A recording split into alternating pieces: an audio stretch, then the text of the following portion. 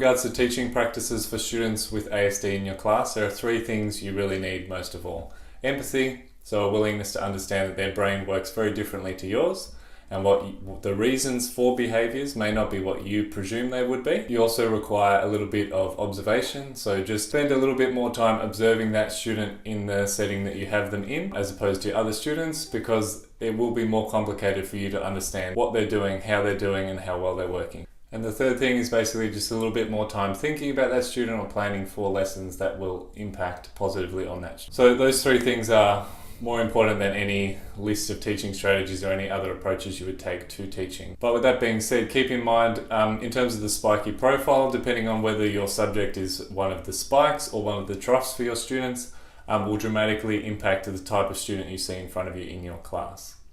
It might even be worth, like I said, looking at Compass, or if you have time visiting someone else's class where you believe the student would be different or better than in your class, for example. That would be really useful to get an idea of how that student is different in that class, but also how different strategies or different teaching approaches impact that student's success. Alright, so the core principle for making any adjustments for ASD students is that you want to be applying the principle of universal design for learning, which basically is the principle that you put in place a strategy or a practice and that supports all of your students, but especially the student that you are worried about or the ASD student that you're trying to support. So I'll give you some really rough and vague strategies that will work for ASD students, but of course they'll also assist other students. So just a little visual routine of what will take place in your class, just a series of numbered activities that you can be ticked off. The next step would be to sort of print that and paste it into the ASD student's book or get them to, and then further from that would be to have it as a visual, like pictures of what it looks like for them. And then you could even go further if you wanted and give them an individual run through of what will happen in the lesson to help them sort of expect what's coming forward and deal with any anxiety that those things may cause for them. Second thing is just try to be consistent in your routines. Of course, the very nature of high schools is not being consistent with routines, but within those things that you can control, try and make things as routine as possible. Maybe Monday's the day you do reading, Wednesday's the day you do writing, and those sort of things, just to make broad picture conceptions of what the lessons might look like for the week a little bit clearer for the ASD students, and which will also hopefully benefit all of your students as well. Again, something mostly beyond your control, try and work with the physical aspects within your class to minimize the sort of potentially problem-causing sensitivity issues in your room.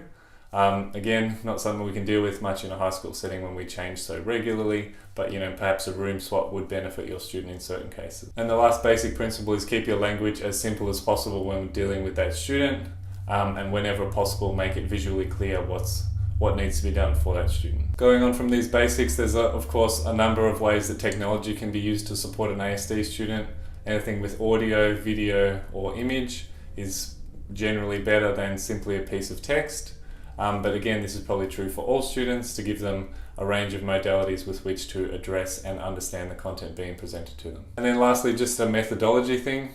If there's a particular behaviour that you find problematic, or a certain behaviour you would like your ASD student to put in place, what you basically need to do is either a form of action research or a form of FBA, which is functional behavior analysis, or just any version of data collection that makes sense to you. Basically, what you want to do is plot how often the